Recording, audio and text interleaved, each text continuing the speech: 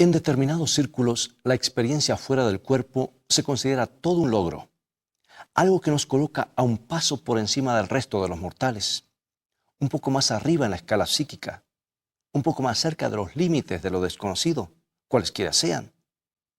Pero la experiencia fuera del cuerpo, con todo su exotismo y emoción, ¿es algo que debamos desear? ¿O es algo que deberíamos rechazar para siempre? Toma tu Biblia, mantente en sintonía y estudiaremos este tema desde la perspectiva bíblica. Está escrito. Declara el mensaje final de Dios para nuestro tiempo.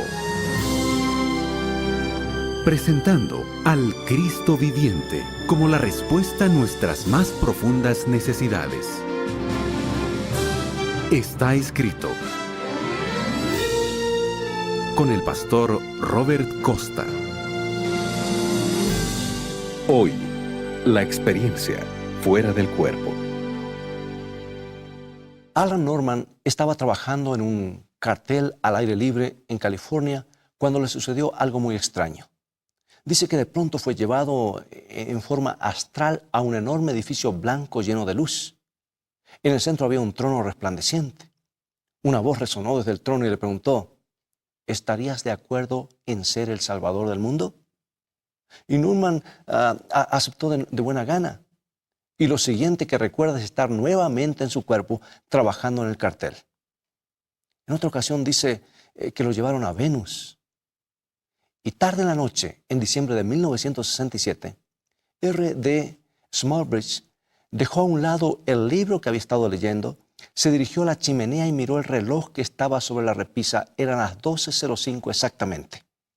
Él jura que de pronto una luz azul brillante descendió sobre él y se encontró en otra habitación rodeado por extraños seres semejantes a los humanos. Le dijeron, entre otras cosas, que Martin Luther King y Robert Kennedy morirían repentinamente en 1968. Y después de 2 horas de conversación con esos extraños seres, dice que fue transferido en el instante de nuevo a la sala de su casa en California. Aún estaba en pie frente al reloj y todavía eran las 12:05. Absurdo, dirás. Sí, pero constantemente estamos escuchando testimonios como estos. Y suelen contarlo con un dejo de orgullo. Esos informes son comunes entre los contactados por los ovnis que creen que han sido llevados a otros planetas. Pero John Keel, el investigador que escribe sobre estas experiencias, no está muy convencido de que sean beneficiosas. Cree que las mentes de esas personas están siendo manipuladas. Él dice: alguien o algo tiene el poder de poseer por completo y de controlar a la mente humana. Y los resultados de esta manipulación, nos dice, no son positivos. A veces las personas no pueden soportar la experiencia. Se tornan inestables. Algunos se quiebran bajo la presión, se vuelven irracionales, abandonan sus trabajos. Las relaciones familiares se desintegran. O sea que es evidente que la proyección astral no es algo para desear. Deberíamos estar contentos por estar dentro de nuestros cuerpos y mantenernos en una sola pieza. ¿Qué opinas?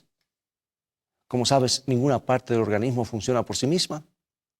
Hacemos cosas maravillosas con nuestras manos y nuestros brazos, pero la mente es quien las dirige. Quítalas de tu cuerpo, quítalas de tu mente, quítalas de tu vida y no podrás hacer nada. Simplemente morirán. Con tu boca comes, hablas, pero quita la boca de tu cuerpo y no podrás comer. Son tus cuerdas vocales las que cantan, pero quítalas de tu cuerpo y se terminarán las canciones. La verdad es que no hay ni una sola parte del cuerpo, ni siquiera la mente, ni siquiera el alma, que puedan continuar viviendo aparte del resto. Según las Escrituras, el alma es la persona entera, es el ser viviente, es la persona en sí. Y la Biblia dice que el alma que pecare morirá. En otras palabras, cuando expiramos, el alma muere, porque es el conjunto del soplo de vida más el cuerpo que fue creado por Dios. Los pensamientos del hombre se detienen en el momento de su muerte. Es un tema que hemos estado tratando con frecuencia y en detalle en estos programas, y vamos a hacerlo nuevamente. Pero hoy, ¿sabías que el apóstol Pablo dice que la iglesia es el cuerpo de Cristo? Vamos al libro de Efesios, capítulo 1, versículos 22 y 23. Y sometió todas las cosas bajo sus pies y lo dio a Cristo por cabeza sobre todas las cosas a la iglesia, la cual es su cuerpo. La iglesia, la cual es su cuerpo. Y Pablo también dice en 1 Corintios 12:27, dice, vosotros pues sois el cuerpo de Cristo y miembros cada uno en particular. Algunos somos manos, otros somos pies, otros somos cuerdas vocales, podemos ser ojos, oídos o meñiques o pulgares, pero todos somos parte del cuerpo. Esa es la relación que el Señor Jesús quiere tener con nosotros. Y esa relación es esencial porque ningún pie, ningún pulgar o meñique puede tener vida espiritual en realidad si está separado de nuestro Señor. Él es la fuente de nuestra vida.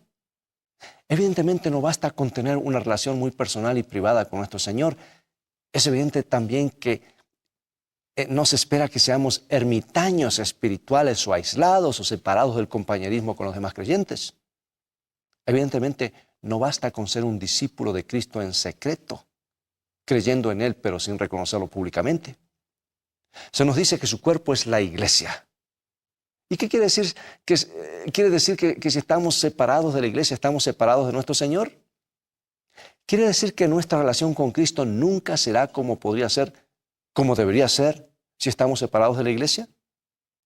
¿Será que quiere decir que si somos mano o brazo o meñique, no podemos mantener nuestra vida espiritual por mucho tiempo y que finalmente moriremos si estamos separados de la iglesia? ¿Sabes? Yo no puedo llegar a una conclusión diferente. Así debe ser. Tú puedes pensar, bueno, entonces a fin de cuentas ser miembro de una iglesia es asunto muy importante. Y tienes razón. Esto no quiere decir que sentarse en el banco de la iglesia una vez por semana te convierta en cristiano, no. De la misma manera que caminar hasta el garage no te convertiría en automóvil. Millones de personas están en la iglesia físicamente, pero no son parte de ella. Están fuera. No tienen una conexión real con el cuerpo de Cristo. No han experimentado el surgimiento de la nueva vida que se obtiene al conocerlo. La gente va a la iglesia por muchas razones diferentes. Algunos, pues, porque es un hábito, porque es lo que hay que hacer. Otros porque sus amigos lo hacen. Y otros más porque les gusta la música o porque van a la iglesia a dormir. Tal vez estoy exagerando, tal vez no. Pero hay muchas personas que van a la iglesia, pero son hostiles, aunque se cuidan de no manifestar su hostilidad. Y muchas son hostiles a Cristo. En su interior están llenos de rebeldía. Se sientan en la iglesia, pero sus corazones están en otro lugar. Pero me pregunto, si la mayoría de los que asisten a la iglesia no estarán aún buscando a Jesús. Todavía no lo han encontrado. Es posible que ni siquiera sepan qué es lo que están buscando, que es a Él que lo están buscando y no otra cosa. Pero sus vidas están vacías y tienen la vaga noción de que la iglesia es el lugar donde podrán recibir ayuda, y así debería ser. Yo pienso en la época de Moisés, cuando estaba guiando a los hebreos a través de un desierto muy hostil. Muchos tenían dificultades, verdaderas dificultades, y encontraron la ayuda de manera inesperada. Dios había sido muy bueno con su pueblo a lo largo de todo el peregrinaje. Nunca habían quedado sin alimento o sin agua. Los había protegido de los animales salvajes y de las serpientes venenosas. Sus vestimentas no se habían gastado en 40 años. Sus sandalias no se habían gastado. Sus pies no se habían ampollado por las largas caminatas ni por el calor. Aún su salud se mantuvo intacta en 40 años, pero eran tan desagradecidos que pronto se olvidaron de todo eso y comenzaron a quejarse. Y sus quejas eran cosas repetidas, no fue cuestión de una vez nada más. Y hasta acusaron a Dios y a Moisés de haberlos llevado al desierto para dejarlos morir allí. Entonces Dios honró su deseo, permitió que algunos murieran. Les quitó su protección y permitió que las serpientes venenosas los mordieran. No era el plan de Dios, no era el deseo de Dios. ¿Sabes una cosa, amigo y amiga? Es terrible estar sin la protección de Dios. ¿Recuerdas el caso de Job? En un solo día perdió todo. Por eso tú y yo no deberíamos atrevernos nunca a vivir más allá del cerco de protección divina. Es por eso que debemos estar dentro de ese cerco de protección, porque estamos afuera.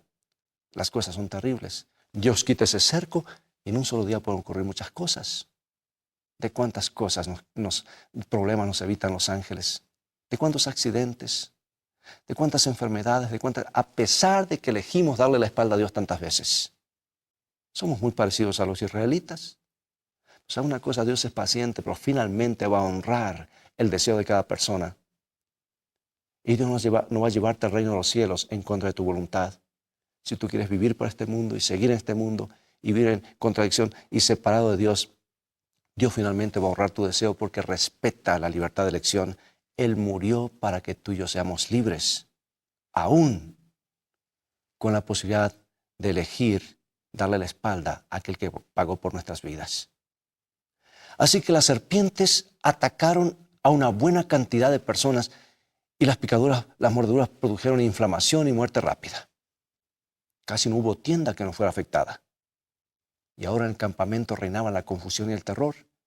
Las quejas se habían olvidado, se apiñaron alrededor de Moisés y le confesaron que habían pecado contra él y contra Dios.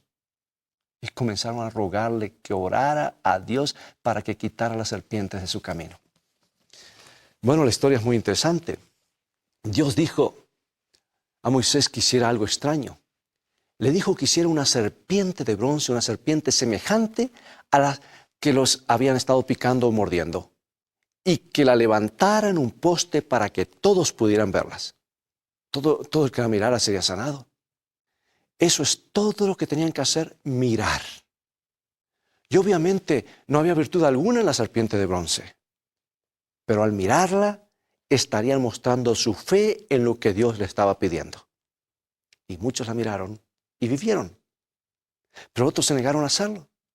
Querían una explicación y mientras esperaban que se les diera una razón, murieron innecesariamente. Muchos años más tarde, un hombre llamado Nicodemo llegó de noche para hablar con Jesús y Jesús le dijo que él, el Salvador del mundo, sería levantado ante los hombres como la serpiente había sido levantada en el desierto, para que todos los que la miraran pudieran vivir. Y hoy, al igual que en aquel desierto, hay quienes preguntan por qué deberían mirar a Jesús. Quieren saber el motivo. Y mientras esperan que se les explique las razones, mueren poco a poco y día a día. Y también hay muchos que se sienten poderosamente atraídos a Jesús. Quieren pertenecerle. Saben que la salvación solo es posible en Él. Pero, ¿por qué tienen que formar parte de la iglesia? Quieren tener una razón para unirse a la iglesia. Y mientras esperan que alguien les indique el motivo, desperdician sus vidas como espectadores mirando, pero sin conectarse jamás con el cuerpo de Cristo. Acompáñenme hasta los días de Martín Lutero. Cuando Lutero entró en escena, nuestro mundo había pasado por algunos siglos muy oscuros. Las escrituras solo estaban al alcance de los reyes y los muy adinerados porque todavía no se había inventado la imprenta. Y el verdadero evangelio de Jesucristo estaba oculto bajo los escombros de una teología distorsionada. Y fue Martín Lutero quien redescubrió la inapreciable verdad bíblica de que los hombres no se salvan por sus buenas obras, ni por largos peregrinajes, ni subiendo escaleras, ni por ninguna otra cosa que pudieran hacer. Somos salvos solo por la fe en la sangre de Jesucristo. Es por su gracia. El mundo tiene una gran deuda con Martín Lutero. Por casi 30 años, Juan Calvino predicó a Cristo y su cruz en Ginebra. Juan Knox, el valiente reformador escocés, unos cuantos puritanos ingleses, los protestantes de Holanda y de España y los hugonotes de Francia, los albigenses, los valdenses, todos llevaron la antorcha de la verdad desde Ginebra para alumbrar en la oscuridad de sus tierras nativas. Y también tenemos una deuda con Juan Calvino. Entonces llegó la imprenta. Lutero había traducido el Nuevo Testamento al alemán, Wycliffe y Tyndale lo tradujeron al inglés. Las tinieblas se estaban disipando, la luz de la palabra de Dios comenzaba a brillar. Ahora la gente común podía leer las Escrituras por sus propios medios. Juan y Carlos Wesley querían obtener el favor de Dios enmendando su conducta exterior, pero no encontraban la manera de subyugar la maldad de su corazón. Entonces Juan Wesley conoció a unos misioneros moravos a bordo de un barco y quedó impresionado por la calma fe y tranquila fe de esos misioneros cuando la embarcación casi fue destruida por una tormenta. Y de los moravos aprendió que para obtener la salvación debería renunciar a toda dependencia de sus buenas obras. Solo debía confiar en Cristo. Continuó predicando de la importancia de la obediencia, pero ya no como medio de salvación, sino como el resultado natural de la fe en Cristo. Y los estudiantes universitarios, al observar las vidas abnegadas y rigurosas de Wesley y de Whitefield y de sus amigos, los llamaron despectivamente metodistas. Y en la actualidad, ese es un nombre respetado y honrado por una de nuestras grandes denominaciones. Les debemos mucho a nuestros amigos metodistas. Si poco a poco la verdad comenzó a develarse, cada reformador hizo su contribución y Dios fue dando luz a medida que ellos podían recibirlo, y una a una las distintas denominaciones entraron en escena. Y quiero decirte algo en este momento. Resulta que los líderes de esas grandes denominaciones murieron. Y la mayoría de sus seguidores dijeron, esta es toda la luz que Dios nos reveló. Hicieron sus estatutos, sus credos, sus artículos de fe, y la gran mayoría quedó con solamente aquella luz que había sido revelada o que Dios dio a esos líderes, cuando Dios tenía más luz que entregar. Y yo sé que tú puedes decir, ¿por qué no dio toda la luz de una vez? Por la sencilla razón que cuando tú estás en un lugar oscuro y enciendes la luz, quedas como ciego. Y Dios no va a dar más luz que la que tú puedes recibir y estés dispuesto a caminar en esa luz. Y cuando, por ejemplo, Martín Lutero murió, sus seguidores trazaron un círculo alrededor de lo que Lutero había creído y enseñado. Lo llamamos credo. No hay nada de malo en trazar un círculo. Y tampoco un credo tiene nada de malo, excepto porque nos impide continuar recibiendo luz. Nos encierra en la comprensión de la verdad tal como fue aceptada en un tiempo particular, como una verdad parcial y aún incompleta de la Edad Media. Pero el sabio Salomón nos dice en Proverbios 4:18 que la vida del cristiano es diferente. Dice, la senda de los justos es como la luz de la aurora que va en aumento hasta que el día es perfecto. La verdad brilla cada vez más. Y si no comprendemos esto, perdemos mucho. Y pocos años después de la muerte de Lutero, nueva luz brilló en la senda de la cristiandad. Algunos de sus seguidores descubrieron la verdad del bautismo por inmersión y dijeron, aquí hay luz que no habíamos visto antes. ¿Debemos aceptarla? Pero la respuesta fue, Martín Lutero no lo enseñó, nosotros tampoco podemos hacerlo. ¿Te das cuenta del dilema? ¿Cómo harían para reflejar esa verdad quienes la habían comprendido con tanta claridad? Entonces surgió la Iglesia Bautista. Y Rogelio Williams, el fundador de Rhode Island, se convirtió en el gran campeón de la libertad religiosa.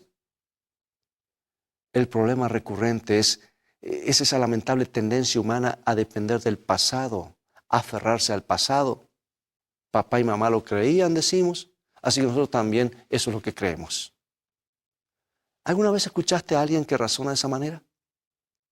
Fue esa lucha por mantener viva la verdad y al mismo tiempo equivocadamente mantenerla estática lo que dio origen a tantas denominaciones. La gente ahora comenzó a poner los ojos en los líderes, en solamente lo que los líderes le enseñaron, en lugar de colocarlo en la palabra de Dios, que es una luz que va iluminando nuestro camino, que nos va enseñando nuevas verdades. Acuérdate que estaban saliendo de la edad oscura y Dios fue dando luz poco a poco.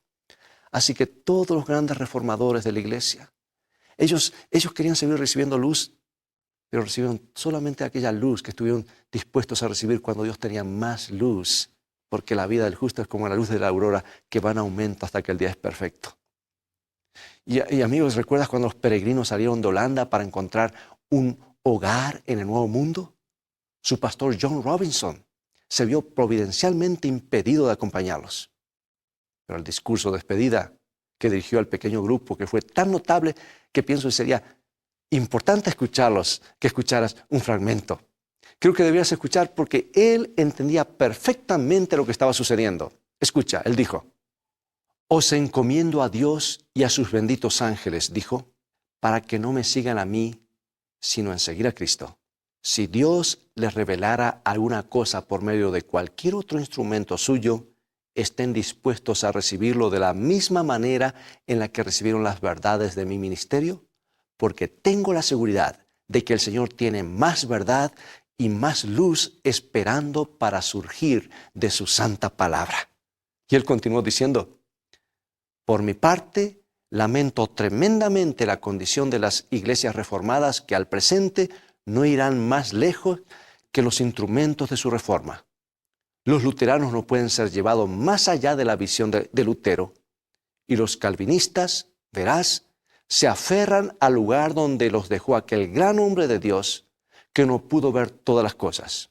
Es una desgracia que debemos lamentar, porque aunque ellos fueron luces encendidas y brillantes en su tiempo, no penetraron en el pensamiento pleno de Dios, y si vivieran en nuestros días, estarían deseosos de abrazar más luz de la que recibieron en un principio.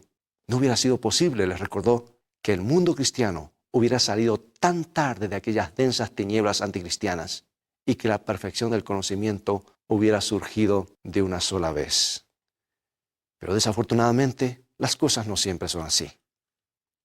Es posible que las iglesias caigan de la elevada posición de lealtad a Cristo y a su verdad.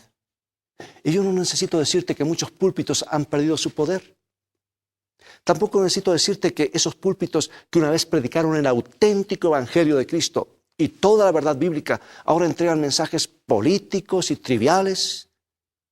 Púlpitos que una vez levantaron el lema la Biblia y solamente la Biblia, ahora se separan en la Biblia lo que quieren creer y lo que no. Púlpitos que una vez predicaron al Cristo como el Hijo del Dios viviente, ahora lo están presentando como un hombre sobresaliente y nada más. Y es evidente que todo va a empeorar, porque en el libro de Apocalipsis leemos acerca de Babilonia, que es un símbolo de la falsa adoración y las iglesias caídas que se han separado paso a paso de la palabra de Dios o no han querido andar en toda la luz de la palabra de Dios. Y lo que Dios ha revelado para este tiempo, Apocalipsis capítulo 18, 2 y 3. Ha caído la gran Babilonia y se ha hecho habitación de demonios y guarida de todo espíritu inmundo y albergue de toda ave inmunda y aborrecible, porque todas las naciones han bebido del vino del furor de su fornicación y los reyes de la tierra han fornicado con ella. No es de extrañarse que Dios inste a su pueblo con un mensaje de salir de ese lugar, a no mezclarse con Babilonia, a dejar de andar en parte de la verdad y parte del error. Apocalipsis 18:4. Salid de ella, pueblo mío, para que no seáis partícipes de sus pecados ni recibáis parte de sus plagas. Pero volvamos a lo positivo. La iglesia es su cuerpo. ¿Y cómo podemos encontrarlo? Aquí en el libro de Apocalipsis tenemos una pista muy clara que Dios la puso para que no erremos. Y lo describe en Apocalipsis capítulo 12, versículo 17 con estas palabras. Entonces el dragón se llenó de ira contra la mujer y se fue a hacer guerra contra el resto de la descendencia de ella, los que guardan los mandamientos de Dios y tienen el testimonio de Jesucristo. Y la pregunta es, ¿por qué Satanás está enojado contra el pueblo de Dios en estos últimos días? Porque ellos insisten en obedecer los mandamientos de Dios y porque persisten en aferrarse a su fe en Jesús. ¿Te das cuenta de lo que esto implica? Debe ser que esas características son únicas. Debe querer decir que algunos no estarán obedeciendo todos los mandamientos de Dios. Debe ser que la corriente principal en la adoración actual se está apartando de la fe en Cristo y la está sustituyendo con religión de hazlo solo, hazlo tú mismo. Esas son pistas. Y cuando encuentras la verdad, aférrate a ella. Puede ser que no sea muy conveniente, puede ser que no coincida con todos tus planes, puede ser que interfiera tal vez con tu carrera o con tus metas financieras, pero las Escrituras nos dicen que al que rechaza la verdad se le dejará creer una mentira. El que rechaza a Jesús puede que se incline ante un Cristo falso y que descubra su error cuando sea demasiado tarde. Ese es el peligro, amigos.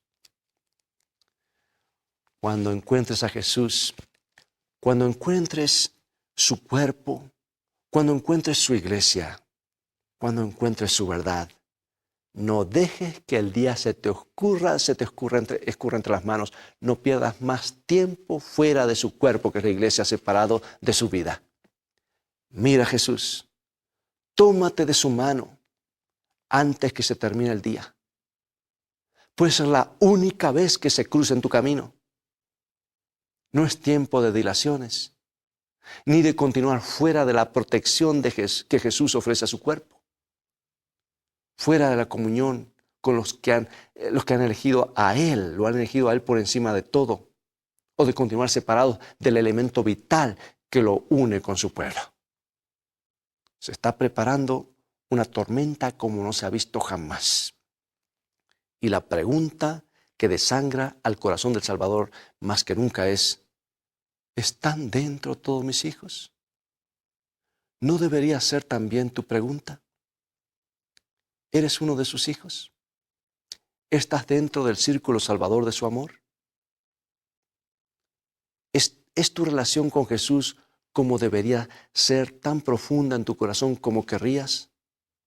¿Tan profunda como puede ser ahora mismo? Te invito a que, si deseas entregarte a Jesús, allá donde estás, inclina tu rostro para que oremos juntos. Maravilloso Señor, gracias por cuidar de nosotros y advertirnos del peligro de estar fuera del cuerpo de Cristo, fuera de la relación con la iglesia. Hemos aprendido mucho hoy. Ayúdanos a caminar en la luz, a crecer en verdad y en responsabilidad. Y en esta época de religiosidad superficial, pon nuestros pies sobre el terreno sólido y danos el honor de ser parte de tu cuerpo. Te lo pido en el nombre de nuestro Salvador Jesús. Amén.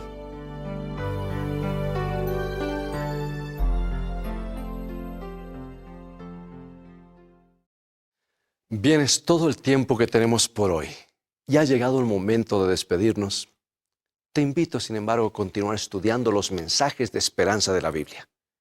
Visítanos, si puedes, en nuestro sitio de internet estaescrito.tv, donde encontrarás una variedad de materiales, estudios bíblicos que te ayudarán en tu caminar diario con el Señor. Dios te bendiga y te guarde, y recuerda, escrito está: no solo de pan vivirá el hombre, sino de toda palabra que sale de la boca de Dios.